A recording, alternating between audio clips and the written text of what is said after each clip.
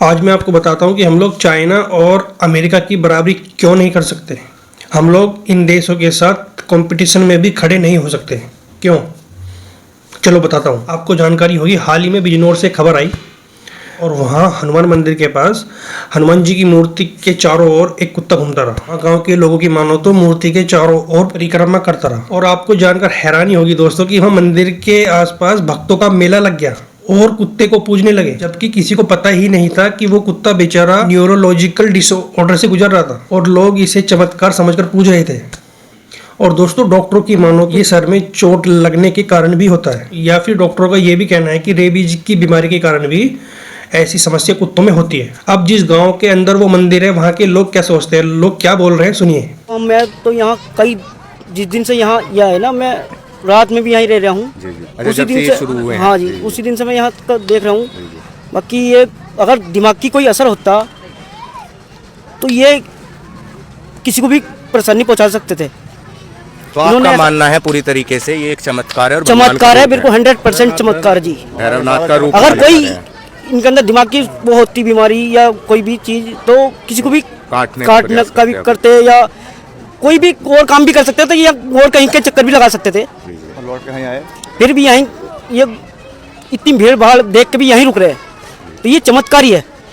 ये ना सर, ये कुत्ता है हमारे एरिया का नहीं है, 10 किलोमीटर का एरिया का कहीं का नहीं है, ये बाहर का ही कुत्ता है। पहली बार ये देखा हुआ है 6-7 दिन से पहले। ये रात को ही आया था, रात की परिक्रमा होती इसकी। तो एक हमारा गांव का बच्चा है, वो ये सुबह शाम पूजा करता है। तो वो सुबह जब आया, वो 5 बजे उठ के, तो उसने देखा कि चक्कर काट रहा है। उसके बाद गांव वाले आए कि भाई ऐसा होता है कि 1 आध घंटा आदमी सोचता है कि पता नहीं क्यों काट रहा है। तो इससे धीरे धीरे करके उन्होंने पहले वाले दिन 11 घंटे लगातार चक्कर काटा हनुमान जी का, फिर अगले दिन 10 घंटे, फिर उससे ऐसे 1 आध घंटा लेकिन दोस्तों, कहानी क्या है? ये तो भोले भाले लोग हैं, अनपढ़ लोग हैं।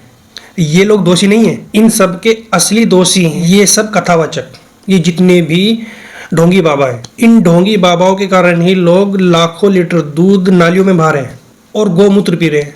मतलब दोस्तों, 1 मिनट के लिए सोच के देखो कि गाय का बछड़ा तक भी गौमूत्र नहीं पीता। उस बेचारे बछड़े को भी पता है कि क्या पीना है क्या नहीं पीना। और ऐसे बाबाओं ने ही इस देश को, इस समाज को मानसिक गुलाम बना रखा है। कोई पंखा रोक कर बाबा बन रहा है। लेकिन दोस्तों, जिस देश में 80% जनता राशन पर जी रही हो, वहां पर धीरेन्द्र शास्त्री नाम का एक लगभग 28 साल का लड़का हेलीकॉप्टर में घूम रहा है। कोई बाबा ऑडी कार में घूम रहा है, कोई BMW में घूम रहा है और कोई डिफेंडर खरीद रहा है। आपको जान के हैरानी होगी कि 3-3 करोड़ की कार बाबाओं के पास है। और सच तो यह है, जो आम जनता, जो भोली भाली जनता इन लोगों को देखती है, फॉलो करती है, और जो लोग इनको पूछते हैं उनके कच्चे तक फटे पड़े हैं। लेकिन इनकी गलती नहीं है। जिस देश का प्रधानमंत्री ऐसे बाबाओं को प्रमोट करेगा, तो ये आम जनता कुत्तों को क्यों नहीं पूजेगी? सोचना इस बारे में। और इसीलिए हम कहते हैं कि इन ढोंगी बाबाओं से बचो। ये बाबा नहीं, सारे के सारे डकैत हैं। धन्यवाद।